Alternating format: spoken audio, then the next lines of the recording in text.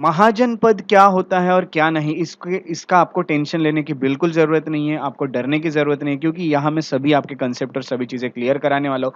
सो आइए हम सबसे पहले स्टार्ट करते हैं महाजनपद के बैकग्राउंड से। बैकग्राउंड में हम सबसे पहले ये देखते हैं कि अंगुत्तर निकाय करके एक बुद्धिस्ट स्क्रिप्चर है, एक बुद्धिस्ट बुक है अंगुत्तर निकाय। उसमें लिखा हुआ है, उसी से हमें पता चलता है कि 16 ग्रेट किंगडम्स हुआ करते थे एक टाइम पे इस देश में, इस टेरिटरी में। अगर हम देखते हैं तो 16 ग्रेट किंगडम्स, अभी ये नहीं कह सकते कि सिर्फ इसी देश में, क्योंकि कुछ-कुछ जब इंडिया के पार्टीशन हुए तो इधर-उधर बाकी देशों में भी चले गए। बट उस टाइम पे जो पूरा भारत होगा हमारा, उसमें ये रहा करते थे 16 ग्रेट किंगडम्स।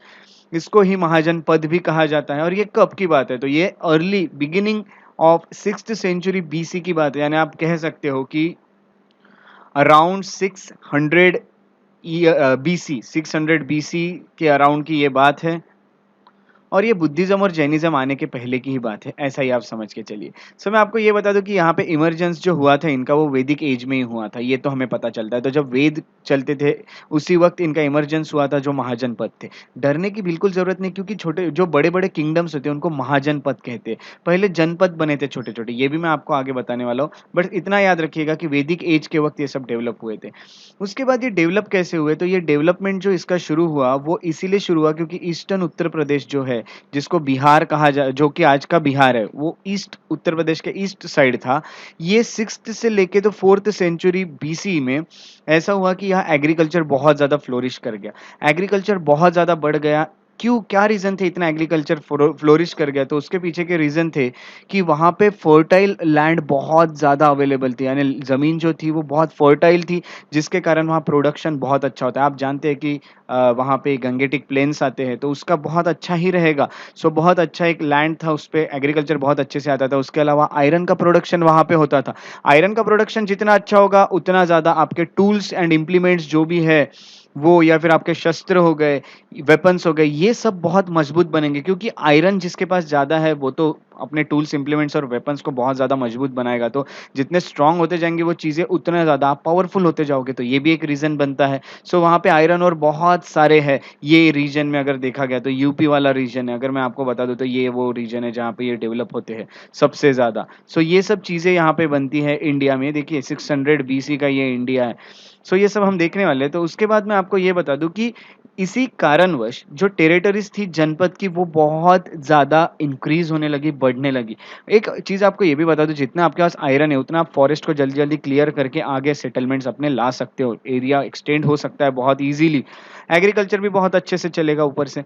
सो एक्सपेंशन होते गया। ये जनपद थे छोटे-छोटे, जो जनपद थे, ये छोटे-छोटे किंगडम थे। ये बहुत सारे कुछ-कुछ जनपद एक हो गए और वो पूरा एरिया एक होके महाजनपद कहलाने लग गया। तो ये सब जनपद एक हो गए और वो उसके चलते 16 ऐसे रीजन्स बने जिसको महाजनपद कहा जाता है। तो ये इसका एक बैकग्राउंड है। अब हम देखते हैं इसका इमर्जेंस, यानी ये किस तरह से आए। हमने यहाँ पे बैकग्राउंड देख लिया, उसका थोड़ा-सा बेसिक आइडिया ले लिया। अब हम देखेंगे इमर्जेंस, यानी किस तरह से ये महाजनपद आते। तो सबसे पहले जनपद हुआ करते थे, जिसको मेजर किंगडम कहा जाता है वैदिक इंडिया का। जो वैदिक इंडिया के किंगडम्स थे, उनको जनपद कहा जाता था। आर्यंस जो है, ये सबसे पावरफुल ट्राइब थी उस टाइम वैदिक पीरियड में इंडिया की। ये सब तो हम स्टडी कर ही चुके हैं, और इनको जन कहा कहते थे, जनाज़। सो आर्यंस जो होंगे वो जनाज़ होंगे। जन यानी लोग और पद यानी फुट। सो ये 2 मीनिंग है अगर देखा गया तो जन और पद का। सो फुट और ये सब अगर मीनिंग होता है, तो ये आपको ये बता दूँ कि ये जो जनपद थे, इसमें बहुत सारे लोग इकट्ठा होके एक पूरा जनपद कहलाता था वो एरिया। अगर हम देखते हैं तो जिसमें मर्चेंट्स आते थे, कुछ नॉ कॉमन मैन आते थे, उसके साथ-साथ कुछ मर्चेंट्स आते थे, कुछ आर्टिशियंस आते थे, क्राफ्ट्समैन आते थे, जितने भी लोग हैं वो सब इसमें आते थे और ये एक जनपद बनता था। अगर हम देखेंगे तो 16th सेंचुरी बीसी तक का टाइम तक, अगर 22 डिफरेंट जनपद हुआ करते थे, यानी 6th सेंचुरी के स्टार्टिंग में अगर हम देखते हैं तो महाजनपद बन गए, ये सब एरियाज़ एक होके बड़ा-बड़ा एक किंगडम बनने लगा। बट 6th सेंचुरी होने के पहले तक अगर देखेंगे तो 22 डिफरेंट जनपद डेवलप हो चुके थे। उसके साथ-साथ आपको ये भी बता दूँ, जो सोशियो इकोनॉमिक डेवलपमेंट था, यहाँ पे बहुत ज़्यादा इकोनॉमिकली और सोशली ये बहुत ज़्यादा डेवलप कर जा रहे थे। उसके पीछे का रीज़न था सबसे ज़्यादा वहाँ पे आयरन टूल्स का इस्तेमाल करना। मैंने आपको कहा था आयरन टूल्स का ये एग्रीकल्चर में इस्तेमाल करते थे। अगर एग्रीकल्चर में आप आयरन का इस्तेमाल करोगे तो आपकी जो खेती है या फिर आपका जो भी एग्रीकल्चर है, वो बहुत ज़्यादा इफ़ेक्टिवली और फ़ास्ट होगा। सो ये है। उसके साथ-साथ मिलिट्री में भी यूज़ होता था, अगर हम देखते हैं तो आयरन टूल्स का, है ना? मिलिट्री तो आपके जो वेपन्स हैं वो बहुत ज़्यादा स्ट्रॉन्ग हो जाएँगे। उसके साथ-साथ रिलीजियस डेवलपमेंट और पॉलिटिकल डेवलपमेंट भी बहुत ज़्यादा हुआ यहाँ पे। और इसी के कारण ये जो जनपद थे, अब कैसा होता है कि समझ जाइए 4 जनपद है, ये चारों जनपद में यहाँ तक एक्सटेंड होते-होते ये सब कनेक्ट कर गए और कनेक्ट होने के बाद ये पूरा एक बड़ा महाजनपद ही बन गया। सो इनके वेपन्स अच्छे थे, तो एक-एक को आप कॉन्कर कर सकते हो और ये पूरा एरिया आपका हो जाएगा और ये अगर बड़ा एरिया होता है तो जनपद को ही महाजनपद कहा जाएगा, है ना? महा यानी बड़ा। सो ये छोटे-छोटे किंगडम से बहुत बड़े-बड़े जनपद यहाँ पे बनते हुए दिखे और सबसे मेन रीज़न पता चलता है वो है यूज़ ऑफ आयरन टूल्स। सो ये हो गया। उसके बाद आपको ये भी बता दूँ कि इसी पीरियड में, ये जब पीरियड चल रहा था, तो इसी पीरियड में जो पॉलिटिकल सेंटर था, वो शिफ्ट हो गया था। वो पहले हुआ करता था वेस्ट में, गंगेटिक जो प्लेन्स है, उसके वेस्ट में हुआ करता था, अब वो ईस्टर्न साइड में आ गया उसके। आप देख पा रहे हैं यहाँ पे ईस्टर्न साइड में यहाँ पे बढ़ते हुए दिखता है आपको। सो ये सब यहाँ बहुत ज़्यादा डेवलपमेंट था, इसीलिए एक्सटेंड होते-होते आगे-आगे बढ़ते गए ये। उसके बाद मैं आपको ये भी बता दूँ कि this was due to better fertility of land, है ना? जैसे-जैसे इंसान को पता चला कि इधर-इधर हम जैसे-जैसे जा रहे हैं उतनी लैंड की फर्टिलिटी और अच्छी होती जा रही है। क्योंकि यहाँ पे नदी जो है गंगा, ये बहुत ज़्यादा फर्टिलिटी देती है लैंड को, तो इसी के साथ-साथ यहाँ पे बहुत ज़्यादा फर्टिलिटी है, ये इंसान को पता चलते जा रहा था। और इंसान शिफ्ट करते जा रहा था और वहाँ पे रेनफॉल भी बहुत ज़्यादा था और रिवर्स भी बहुत सारी थी, जिसके कारण लैंड फर्टाइल तो होगी ही। और अगर देखेंगे तो आयरन प्रोडक्शन भी यही इसके आसपास होता था, तो लोग इधर शिफ्ट होने लगे, बड़े-बड़े जो किंगडम्स थे वो। सो ये कुछ रीज़न बनते हैं जिसके कारण इंसान जो था या फिर जो किंगडम्स थे, ये आगे-आगे एक्सटेंड होते गए और ये बड़े-बड़े महाजनपद में इमर्ज कर गए। सो ऐसा इमर्जेंस होता है यहाँ पे महाजनपद का। सो महाजनपद के बारे में आपको पता चल चुका है कैसे इमर्जेंस हुआ और क्या नहीं। अब मैं आपको बता दूँ सबसे पहले कि टोटल अगर महाजनपद की हम बात करें तो टोटल 16 महाजनपद है। सो अभी हम स्टडी करने वाले हैं वो है महाजनपद के नाम। सो महाजनपद जो है वो 16 इन नंबर है, 16 महाजनपद है। इसको अच्छे से स्टडी कीजिएगा। आप इवन अपने घर पे जो ब्लैंक मैप है उसमें आप ये जो बनाया हुआ है ये खुद से मार्क कीजिएगा। यहाँ रेडीमेड रख के कोई मतलब नहीं है। जब तक आप खुद से नहीं करोगे, खुद से अगर आप जब तक मैप पे मार्किंग नहीं करोगे तब तक आपके माइंड में वो फिट नहीं होगा वो चीज़ें। सो इसको मार्क करेंगे आज ही आप घर पे। तो मैं आपको बता देता हूँ कि 16 महाजनपद कौन-कौन से हैं। हम यहाँ पे जब महाजनपद हम स्टडी करते हैं, तो हमें क्या-क्या चीज़ें याद रखना बहुत ज़्यादा ज़रूरी है, तो आपको बता देता हूँ, वो सब मैं यहाँ पे बताने वाला हूँ आपको। तो यहाँ पे हम महाजनपद के बारे में जो-जो चीज़ें पढ़ेंगे या जो भी इन्फॉर्मेशन लेंगे, हम उसमें सबसे पहले देखेंगे महाजनपद का नाम, हम देखेंगे उसका कैपिटल, हम उसके बाद देखेंगे उसकी मॉडर्न लोकेशन यानी आज के प्रेज़ेंट डे लोकेशन क्या है उसकी और हम उसका सिग्निफिकेंस देखेंगे, उसका इम्पोर्टेंस देखेंगे, उसका महत्व देखेंगे। सो ये 4 चीज़ें आपको यहाँ पे याद रखनी है रिलेटेड टू महाजनपद। सो आइए स्टार्ट करते हैं पहले महाजनपद से। तो जो पहला हमारा महाजनपद हम यहाँ स्टडी करने वाले हैं वो है अंग। यहाँ पे आपको अंग दिख रहा है, ये अच्छे से लोकेशन देख लीजिएगा। अंग के बारे में इंफॉर्मेशन ले लेते हैं। अंग जो है इसका जो कैपिटल है, महाजनपद का नाम अंग है, कैपिटल है चंपा। अंग एक किंगडम होगा, ठीक है? तो महाजनपद यानी बड़े-बड़े किंगडम, तो अंग एक किंगडम हो गया, उसका कैपिटल चंपा है। उसकी अगर मॉडर्न लोकेशन अगर आप मार्क करोगे अपने मैप पे तो मुंगेर और भागलपुर है। मुंगेर और भागलपुर का जो रीजन है वो पहले अंग हुआ करता था। उसके साथ-साथ इसका सिग्निफिकेंस क्या है, इसका महत्व क्या है? सो महत्व ये है कि अंग महाजनपद जो है इसका रेफरेंस इवन महाभारत और अथर्ववेद में भी दिया हुआ है। महाभारत में आपको अंग ये नाम मिलेगा, उसके साथ-साथ जो अथर्ववेद है उसमें भी अंग मिलेगा। अगर हम देखेंगे आगे तो ड्यूरिंग रूल ऑफ बिंबिसार, तो बिंबिसार जो रूलर थे, आगे हम पढ़ने वाले बिंबिसार को। सो यहाँ जो बिंबिसार रूलर थे, वो वो एक मगध के रूलर हुआ करते थे, तो मगध ने उस वक़्त बिंबिसार के रूल के वक़्त अपने आप में ये जो अंग है, एक किंगडम महाजनपद जैसा महाजनपद अंग है, वैसा मगध भी एक महाजनपद है, तो अंग को अपने आप में सँभाल लिया था, अंग को कैप्चर कर लिया था, कॉन्कर कर लिया था। ये दूसरा महत्व है। तीसरा ये है कि it is situated in present day Bihar and West Bengal, ये तीसरा उसका महत्व है जो आपको याद रखना है। तो ये 3 चीज़ें आपको यहाँ पे याद रखनी है अबाउट अंग महाजनपद। सो पहला महाजनपद बनता है आपका अंग और उसकी लोकेशन बनती है ये। उसके बाद नेक्स्ट जो हमें पढ़ना है वो है मगध। तो मगध की लोकेशन देख लेते हैं हम सबसे पहले। अगर हम मगध की लोकेशन पे थोड़ा-सा गौर करते हैं तो आप यहाँ पे देख रहे हैं मगध। ये बहुत ज़्यादा इम्पोर्टेंट है। अच्छे से इसको याद रखिएगा मगध की लोकेशन। ये है मगध। ओके, अब तक हम अंग और मगध क्योंकि मगध सबसे इम्पोर्टेंट है। अकेला महाजनपद जो आखिरी में बचेगा वो मगध ही बचेगा। ये भी आपको पता चल जाएगा आगे। सो मगध जो है ये महाजनपद का नाम है, उसका जो कैपिटल है वो है गिरिब्राज या फिर राजगृह कहा जाता है। मॉडर्न डे अगर देखा गया इसका लोकेशन तो गया और जो पटना है ये 2 जो शहर है, ये मगध का पार्ट बनते हैं उस वक़्त के मगध का। अगर हम इसका सिग्निफिकेंस देखते हैं तो सबसे पहले Magadh finds mention in Atharvaveda है ना, तो मगध का नाम अथर्ववेद में दिया गया है। उसके साथ-साथ उसमें ये भी लिखा है कि मगध जो है ये सेमी ब्राह्मणिकल हैबिटेशन यहाँ हुआ करता था, यानी सिर्फ ब्राह्मण का ही नहीं, तो पूरा ब्राह्मणिज़्म यहाँ पे नहीं था, तो थोड़ा बहुत था, यानी थोड़ा आधा-अधूरा। सो इस तरह से ब्राह्मणिकल हैबिटेशन है, तो पूरे ब्राह्मण्स रहते थे ऐसा नहीं है ना? सेमी ब्राह्मणिकल हैबिटेशन है, यानी लोगों का रहन-सहन जो था वो पूरा ब्राह्मणिकल नहीं था। ये मगध की बहुत बड़ी खासियत है। अगला ये है कि ये आता है बिहार जो कि अंग के एकदम पास है और इसको डिवाइड किया है जो रिवर ने, वो रिवर है चंपा। अगर यहाँ पे आप देखोगे तो ये अंग और ये जो मगध है इसको डिवाइड करने वाली रिवर बनती है चंपा। सो ये 2 महाजनपद है आस-पास वाले। उसके साथ-साथ जो मगध था वो धीरे-धीरे सेंटर बन गया जैनिज़्म का और पहला जो बुद्धिस्ट काउंसिल है वो राजगृह में हुआ था, जो कि मगध का ही कैपिटल हुआ करता था। ये एक और आपको याद रखना है, ये बहुत ज़्यादा इम्पोर्टेंस रखती है मगध। सो मगध को अच्छे से याद रखिएगा और मैं आपको बता चुका हूँ बुद्धिस्ट काउंसिल के बारे में, तो है ना? तो जैनिज़्म का सबसे बड़ा सेंटर बाद में मगध ही बना और बुद्धिस्ट काउंसिल भी पहला मगध के राजगृह में ही हुआ। सो ये मगध का बहुत बड़ा एक इम्पोर्टेंस है। तो दूसरा महाजनपद हमने यहाँ पे देख लिया जिसका नाम था मगध। अब हम अगला महाजनपद है काशी। सो यहाँ पे आप देखते हैं काशी की लोकेशन हम सबसे पहले यहाँ देख लेते हैं। तो काशी जो आपको दिख रहा है वो आपको यहाँ पे दिख रहा है मगध के ऊपर, अंग के इस साइड और मगध के ऊपर ये दिखता है काशी। सो काशी भी एक बहुत इंपॉर्टेंट महाजनपद है। तो देख लेते हैं काशी के बारे में। काशी जो है उसका कैपिटल वाराणसी हुआ करता था। मॉडर्न लोकेशन अगर देखा गया काशी की तो वाराणसी ही है। आज जो वाराणसी की आपको लोकेशन दिखती है मैप में उसी जगह काशी हुआ करता था। सिग्निफिकेंस ये है कि it was located in Varanasi. दूसरा ये है कि this city got its name from river Varuna और अस्सी। ये 2 जो रिवर है ये दोनों रिवर है काशी में, इसीलिए इसको फिर कहा जाता है वारा और नसी। सो वाराणसी ऐसा नाम आया है वरुण रिवर और अस्सी रिवर से। सो ये सब जो है ये ऐसा कहाँ लिखा है, ऐसा मत्स्य पुराण में लिखा हुआ है। तो मत्स्य पुराण ये हमारा सोर्स ऑफ इंफॉर्मेशन बनता है अबाउट वाराणसी, कैसा आता है नाम। सो ये हो गया हमारा थर्ड महाजनपद जो कि बनता है काशी।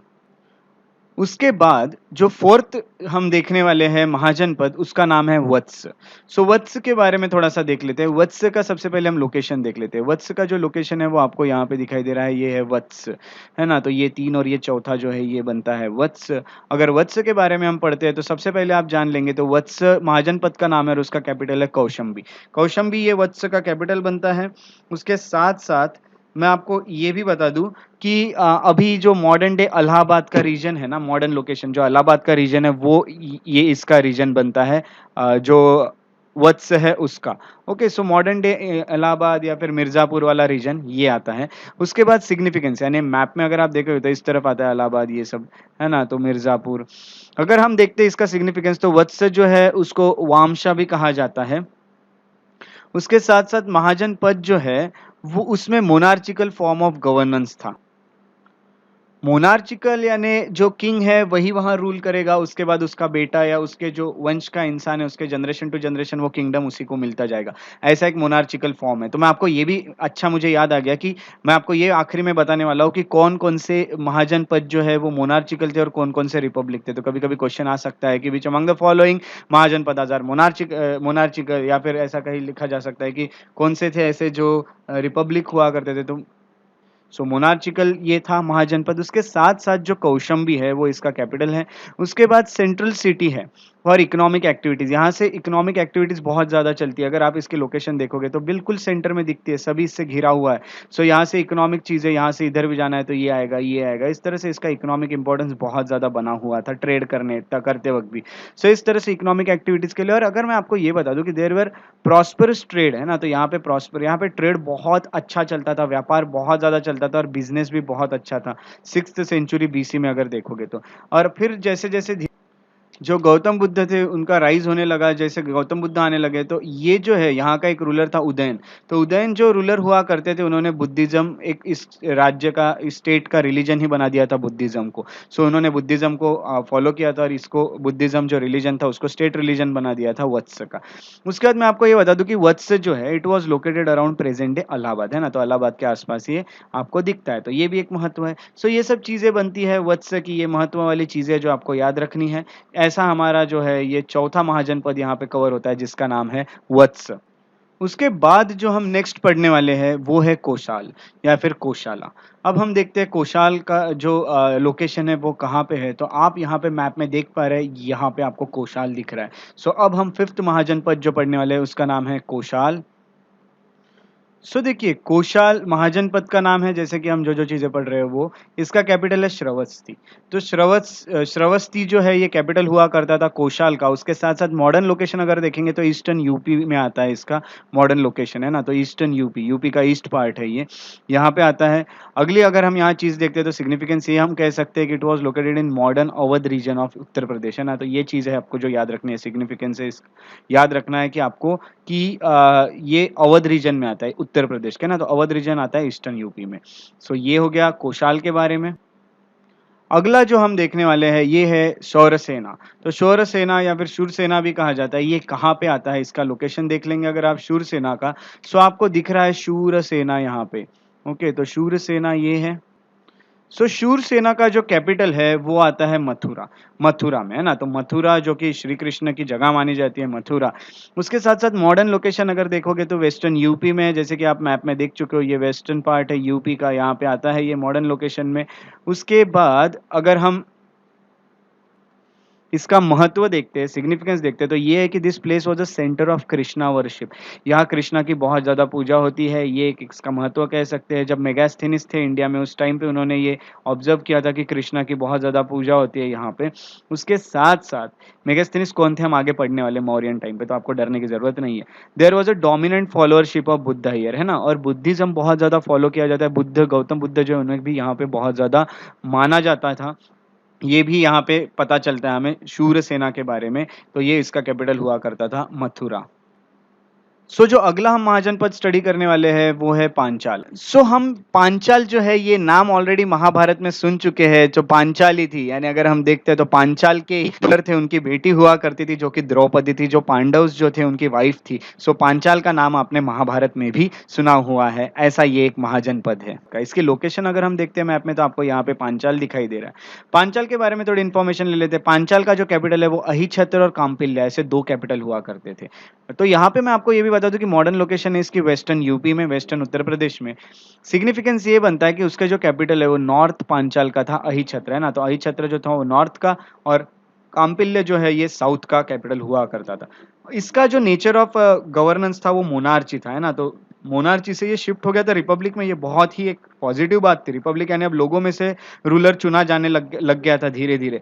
ये बहुत ही एक खास बात थी पांचाल की। तो पांचाल जो कि दो कैपिटल रखता था, यहाँ पे नॉर्थ में अगर देखेंगे तो अहिछत्र, और साउथ में अगर हम देखते हैं तो काम्पिल्य। इस तरह से हमारा यहाँ पे सातवां महाजनपद यहाँ पे हमने स्टडी किया, जिसका नाम है पांचाल। पांचाल के बाद हम जो अगला महाजनपद स्टडी करने वाले हैं वो है कुरु। तो कुरु का नाम भी आपने महाभारत में पढ़ा ही है। कुरु जो है वो एक तरह से देखेंगे तो पांडव और कौरव यही के थे, कुरु रीजन के। महाजनपद अगला कुरु बनता है। इसका कैपिटल है इंद्रप्रस्थ, ये भी आपने सुना होगा, इंद्रप्रस्थ इसका कैपिटल हुआ करता था। इसकी अगर हम अभी प्रेजेंट लोकेशन देखते हैं तो वो आता है मीरठ और साउथ ईस्टर्न हरियाणा में, है ना। मीरठ और साउथ ईस्टर्न हरियाणा इसका मॉडर्न लोकेशन है।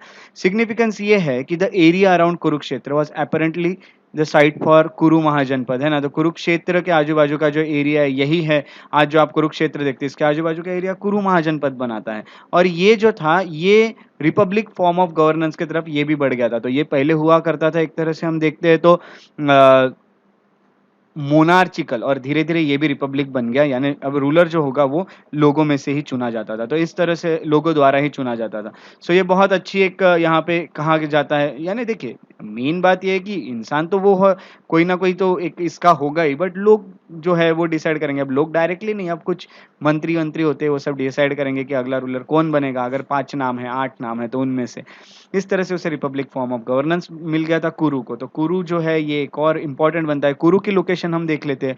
जो कुरु हमने महाजनपद पढ़ा वो यहाँ पे आता है। देखिए यहाँ पांचाल है, यहाँ कुरु है। सो ये अपना बनता है 8वां महाजनपद, जिसका नाम है कुरु। अब अगला जो महाजनपद स्टडी करने वाले हैं उसका नाम है मत्स्य। सो मत्स्य यहाँ हम स्टडी करेंगे। मत्स्य का कैपिटल जो है ये विराटनगर है। उसके साथ साथ इसका अगर मॉडर्न लोकेशन देखा तो वो जयपुर आता है। अब यहाँ पे हम देख लेते हैं उसका लोकेशन। तो जयपुर के पास आएगा ये मत्स्य रीजन है। और विराटनगर है ना, तो विराटनगर इसका कैपिटल था।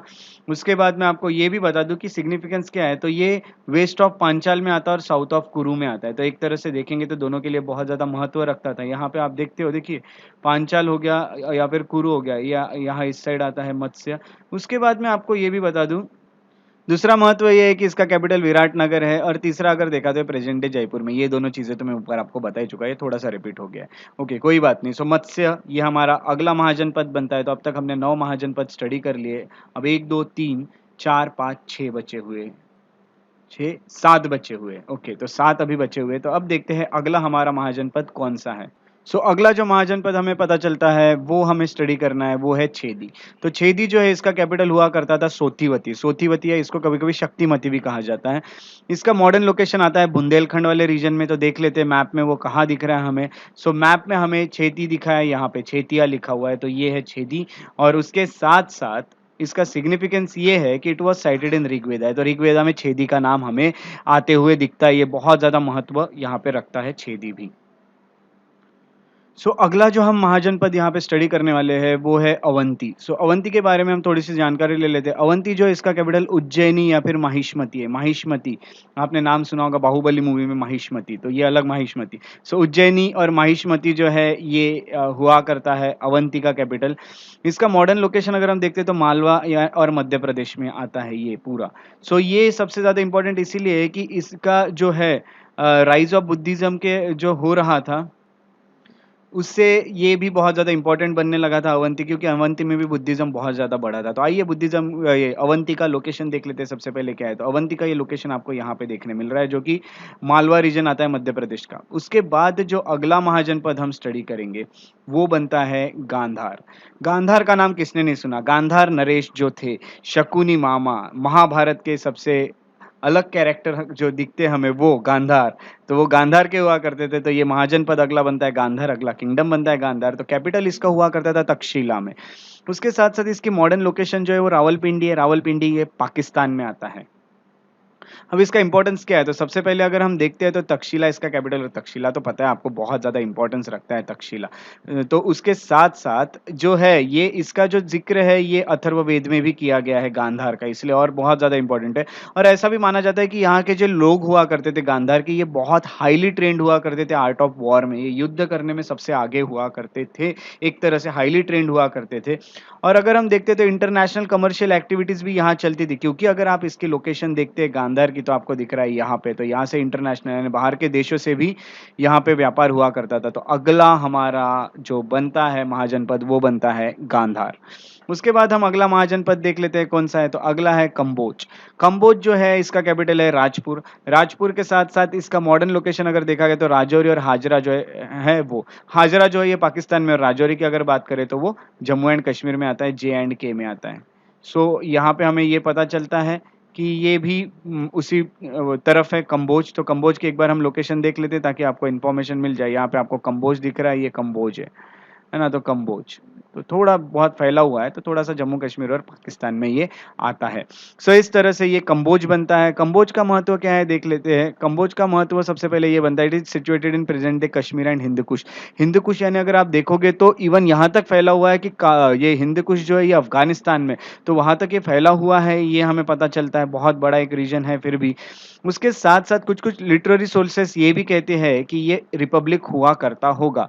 ये रिपब्लिक था ऐसा भी पता चलता है कंबोज, है ना। तो कुछ सोर्सेस है उससे हमें पता चलता है। अब हम उस टाइम पे जाके तो हमने नहीं देखा, सोर्सेस से हमें पता चलता है। अगला हमारा महाजनपद बनता है कंबोज। अब हमारे 1 2 3 महाजनपद बचे हुए। अब तक हमने 13 महाजनपद स्टडी कर लिए। सो अगला जो महाजनपद हम अभी स्टडी करने वाले हैं वो है अश्मक या अशक, उसको कहा जाता है, महाजनपद का नाम है। उसका कैपिटल पोटाना, कहीं-कहीं पैठन भी लिखा हुआ है, तो पोटान हो गया या फिर पैठन हो गया, कहीं-कहीं पटली भी लिखा है, पाटली। सो ये है, ये बैंक ऑफ गोदावरी में आता है, गोदावरी रिवर के किनारे आता है और इसका सिग्निफिकेंस यही है कि ये गोदावरी के किनारे आता है, तो थोड़ा-सा अलग-सा दिख रहा है गोदावरी तक पहुँचा हुआ महाजनपद। तो यहाँ लोकेशन में अगर आप देखें तो ये अशक देखिए एकदम अलग से आपको दिखता है और ये आता है बैंक ऑफ गोदावरी में। सो ये होता है ना, गोदावरी नदी के किनारे ये बनता है हमारा अगला और 14th महाजनपद। अब हम देखते हैं कि अगला हमें कौन सा महाजनपद पढ़ना है। सो अगला जो हम महाजनपद पढ़ने वाले हैं उसका नाम है वाजी। सो वाजी जो है ये हम पढ़ेंगे। वाजी का जो कैपिटल है ये है वैशाली। मॉडर्न लोकेशन इसकी देखा गया तो बिहार में आती है। अगर हम यहाँ पे देखते हैं वाजी, तो वाजी को हम लोकेट करते हैं तो यहाँ वृज्जी लिखा है, कहीं कहीं वृज्जी भी लिखते हैं, वाजी भी लिखते हैं। सो ये है मॉडर्न डे बिहार वाले लोकेशन पे। सो एक और हमें पता चलता है महाजनपद, और इसका महत्व जान लेते क्या है। इसका महत्व ये है कि ऐसा माना जाता है कि यहाँ जो रेसेस रिसाइड करते थे, यहाँ जो वंश के लोग रहते थे इस महाजनपद में, वो लिच्छवी है ना, वेदहंस या फिर ज्ञांत्रिक या फिर वाजिज, ये लोग थे जो यहाँ पे रहा करते थे। तो ये लोगों की जो एग्जैक्ट लोकेशन ये वाजी थी, लिच्छवी हो गए या फिर ज्ञांत्रिक हो गए या फिर वाजिज हो गए या फिर वेदांस हो गए। सो ये सब यहाँ के थे वाजी के। तो ये आपको अच्छे से याद रखना है, एग्जाम में कभी क्वेश्चन आया तो वाजी, वाजी की लोकेशन आप देख चुके हैं। अगला जो महाजनपद हम स्टडी करने वाले हैं और आखिरी महाजनपद आज का जो स्टडी करेंगे, 16 ही है टोटल, वो 16वां बंदा है माल, मल्ल। तो मल्ला जो है ये, इसका कैपिटल आता है कुशीनारा या पावा। इसके बारे में आप जानते हैं तो आप इसका क्या महत्व है पावा का आप लिखेंगे या कुशीनारा का आप कमेंट सेक्शन में लिखेंगे। ऑलरेडी मैं आपको बुद्धिज्म में बता चुका हूँ या फिर जैनिज्म में बता चुका हूँ, कहाँ पे बताया ये भी लिखेंगे और आप ये भी लिखेंगे क्या महत्व है पावा का। उसके साथ साथ मैं आपको ये भी बता दूं कि मॉडर्न लोकेशन जो है इसकी, ये देवरिया और उत्तर प्रदेश में आता है। तो अब देख लेते हैं मल्ल कहाँ पे आता है। तो मल्ल जो है ये आता है यहाँ पे, यहाँ आप देखेंगे। ओके, सो ये बनती है मल्ल की लोकेशन। और अगर हम आगे इसका महत्व देखते हैं तो महत्व ये है कि बुद्धिज्म और जैनिज्म दोनों में या फिर महाभारत में ये तीनों जगह पे जो मल्ला है इसके बारे में इंफॉर्मेशन दी हुई है, इसका रेफरेंस लिया गया है। सो ये बहुत ही एक महत्व का हमें समझता है। मल्ला जो है ये रिपब्लिक हुआ करता था, ये भी हमें इन सोर्सेस से पता चलता है। सो ये आखिरी महाजनपद आपका बनता है मल्ल। तो इस तरह से हमने यहाँ पे total 16 mahajanapada with location, with their capital, with their significance study कर लिया है। पूरा एक तरह से पूरा ही हमारा स्टडी हो चुका है। इसके बाहर इससे ज़्यादा क्वेश्चन नहीं आएंगे एग्जाम में। उसके बाद हम थोड़ा सा और कुछ चीज़ें देख लेते हैं महाजनपद से रिलेटेड जो इंपॉर्टेंट फैक्ट्स है वो। सो अब तक हमने देखे इतने 16 महाजनपद। तो देखिए अब हम देख लेते हैं कि इनमें से कौन कौन से रिपब्लिक और कौन कौन से मोनार्चिकल थे। इसमें भी मैं आपको सबसे पहले बता दूं कि अलग अलग जगह पे आपको अलग अलग चीजें देखने मिलेगी। कहीं कहीं पे किसी का नाम रिपब्लिक में लिखा है, कहीं कहीं किसी का मोनार्चिकल में लिखा है। सो हम जिस पे बिलीव रखेंगे, ठीक है, मैंने जो ये निकाली इन्फॉर्मेशन है काफी सारे सोर्सेस में ढूंढ ढूंढ के निकाली है, रिपब्लिक कौन से, मोनार्चिकल कौन से। ऊपर से मैंने विकिपीडिया में भी ये चीजें चेक करके ही यहाँ पे आपको बता रहा हूँ कि रिपब्लिकन कौन कौन से है। तो यहाँ पे अगर हम देखते हैं तो रिपब्लिकन में आते हैं वाजी, मल्ल और पांचाल। ये तीन जो है ये होते हैं रिपब्लिकन। उसके अलावा अगर मोनार्चिकल फॉर्म ऑफ गवर्नमेंट जहाँ हुआ करती थी वो थे काशी, कोशाला, अंग, मगध, छेदी, वत्स, मत्स्य, शूरसेना, अवंती, गांधार, कुरु, कंबोज और अशक। सो ये जितने भी है ये तीन को छोड़ के ये जितने भी 13 आपको दिख रहे पूरे मोनार्चिकल फॉर्म ऑफ गवर्नमेंट रखते थे। सो कभी कभी क्वेश्चन आ सकता है विच अमंग द फॉलोइंग ऐसा है had monarchical form of government and all, ऐसे क्वेश्चंस आपको आ सकते हैं। तो कभी या इसके लिए प्रिपेयर रहेगा, इसलिए मैंने आपको ये चीजें भी बता दी है। अब थोड़ी सी एक इन्फॉर्मेशन ले लेते हैं कि इस वक्त जब महाजन पद का टाइम था उस वक्त पे एग्रीकल्चर किस तरह से चेंज हुए। एग्रीकल्चर में बहुत सारे चेंजेस आए थे। सो सबसे पहले चेंज तो आएगा क्योंकि आयरन का इस्तेमाल करने लग गए यहाँ पे। जैसे हल होता है या फिर जो प्लोशेयर होते हैं, मैंने आपको कहा था जो प्लोशेयर्स है वो पहले लकड़ी के हुआ करते थे पिछले टाइम तक, मैंने आपको बताया। अब वो आयरन के होने लगे, आयरन के होने लगे तो प्रोडक्शन बढ़ेगा ही। सो खेती में प्रोडक्शन बढ़ गया। फार्मर जो थे वो पैडी लगाना शुरू कर दिए उन्होंने। तो पैडी आपको पता है जो राइस होता है वो भी पैडी में आता है। तो पैडी जो बहुत सारा पानी डाल के वहाँ पे लगा देते हैं वो पैडी होता है। तो फार्मर्स ने यहाँ ये पैडी वाला काम भी शुरू कर दिया था। यानी यहाँ पे अगर आप देखोगे तो सीड्स स्कैटर करना, इधर उधर सॉइल में डालना या फिर सैपलिंग्स लगाना, ये करने से ज़्यादा उसने ये प्रेफर किया था कि पानी पूरा डाल दो और उस पर ही आपके जो भी क्रॉप्स है वो लगाना शुरू कर दो। और इसके कारण क्या हुआ, तो प्रोडक्शन बहुत ज़्यादा बढ़ गया। पैडी में प्रोडक्शन अच्छा होता है और पैडी के कारण प्रोडक्शन तो बढ़ा ही, बट जो काम था वो भी काफ़ी बढ़ गया था। सो काम भी बहुत रहता है पैडी क्रॉप्स में, तो ये सब तो एग्रीकल्चर का पार्ट है। बट मैंने आपको एक इन्फॉर्मेशन दे दी कि यहाँ पे इस वक़्त एग्रीकल्चर में क्या बदलाव आए थे, जो ये था महाजनपद वाला टाइम उसमें। तो ये टाइम बदलते जा रहा था। जनपद से जब महाजनपद बनता है तो ये एग्रीकल्चर में चेंजेस आते हैं, तो बड़े-बड़े किंगडम्स बनते हैं, आयरन का इस्तेमाल करना शुरू करता है इंसान।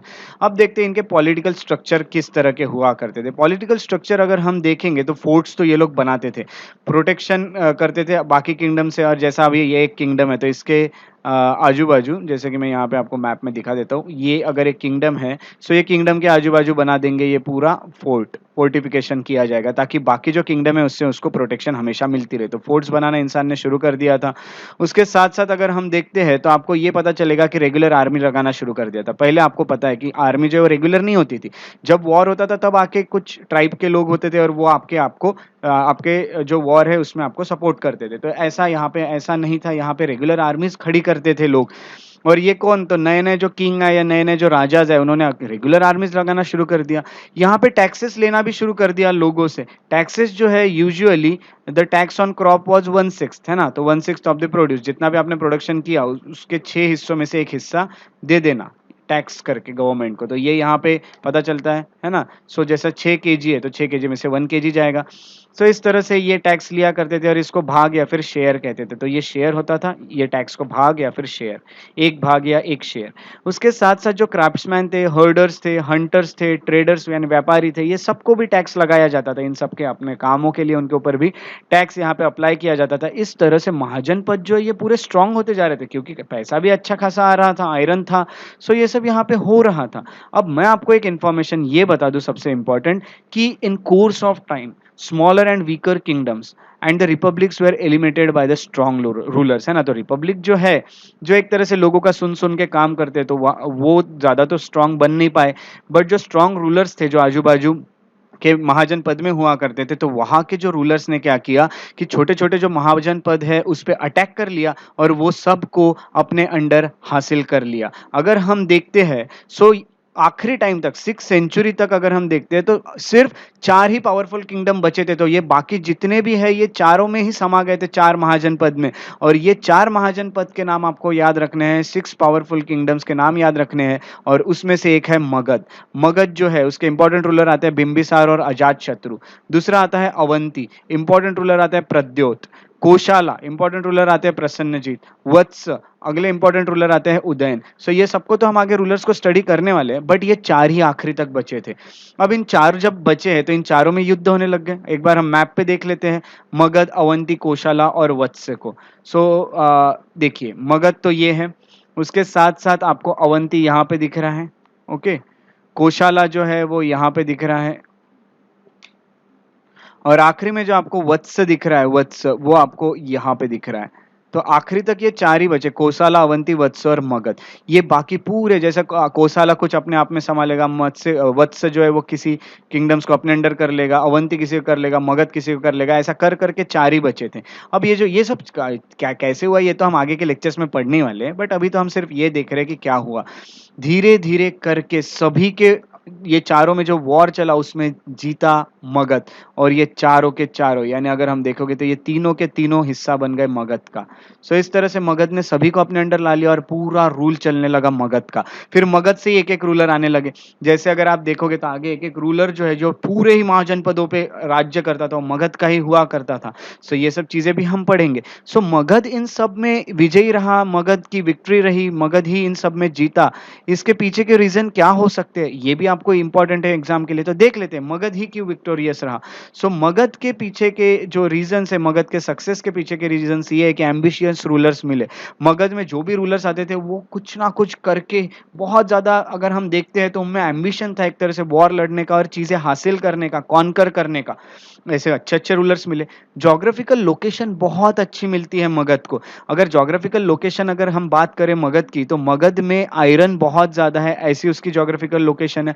ऊपर से लैंड फर्टाइल एंड रिवर्स वहां पे है।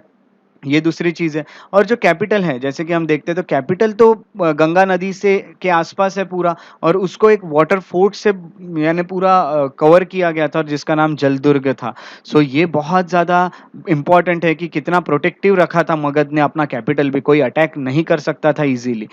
फर्टाइल लैंड बहुत ज़्यादा थी क्योंकि गंगा का ही रीजन आता है, और फर्टाइल लैंड यानी इवन विदाउट इरिगेशन किए भी वहाँ पानी की कोई कमी नहीं पड़ती थी, हमेशा लैंड फर्टाइल ही रहती थी। और वहाँ पे अगर हम देखेंगे तो टाउन्स बहुत ज़्यादा बढ़ने लगे। वो गाँव के संस्कृति से एक तरह से शहरीकरण वहाँ बहुत ज़्यादा हो रहा था, टाउन्स का एक बहुत अच्छा राइज हुआ था। और पैसा जो यूज़ करते थे वो मेटल मनी का इस्तेमाल करते थे ये लोग, मगध के लोग। और मिलिट्री ऑर्गेनाइजेशन की तो क्या ही बात करें मगध की। मगध ये पहला किंगडम था जिन्होंने एलिफेंट का इस्तेमाल किया था बहुत लार्ज स्केल में। और एलिफेंट जो है ये बहुत ह्यूज एनिमल है, अगर आप इसका इस्तेमाल करते हो युद्ध में तो इसको मारना, इसके ऊपर जो बैठा हुआ इंसान है या फिर इसको खत्म करना बहुत ज्यादा मुश्किल हो जाता था बाकी आर्मीज के, बाकी किंगडम्स के लिए। तो इसीलिए किंगडम्स जो बाकी थे वो इसको हरा नहीं पा रहे थे मगध को, और मगध जीतते जा रहा था। और यहाँ पे अनऑर्थोडॉक्स कैरेक्टर था, बहुत ज्यादा कट्टरता नहीं थी किसी रिलीजन को लेके, सभी को यहाँ पे एक तरह से सपोर्ट किया जाता था। ये इस चीजों के कारण मगध को भी लोगों का बहुत अच्छा सपोर्ट था। इस कारणवश मगध पे कभी ऐसा कोई प्रॉब्लम आया ही नहीं मगध में किसी रूलर को। सो ये सब चीजें थी बहुत अच्छा जो मगध को बहुत स्ट्रांग बनाती है। और इस तरह से एक ही महाजनपद बचता है सबके युद्ध में, और वो होता है मगध। सो मगध अकेला बचा, और ये पूरे खत्म हो गए एक तरह से, है ना। सो ये पूरे ही फिर मगध में समागर, मगध ही इतना बड़ा रीजन लेके रहने लगा महाजनपद का। तो इस तरह से हमें पता चलता है कि क्या महाजनपद हुआ करते थे एक ज़माने में। आज जैसे हम स्टेट्स कहते हैं उस तरह से वहाँ महाजनपद हुआ करते थे उस ज़माने में। और महाजनपद जो है इसका जो ये माना जाता है ईयर, ये मेनली 600 बीसी से 325 बीसी तक का माना जाता है ना। तो याद रखिएगा 600 बीसी से तो 325 बीसी तक ये चला। आपको पता है बीसी जो है ये उल्टा चलता है। ओके, सो ये मोस्ट एक्सेप्टेड पीरियड माना जाता है महाजनपद का। ओके, सो इस तरह से आज का हमारा लेक्चर रहा जिसमें हमने महाजनपद को पूरा कंप्लीट कर लिया है।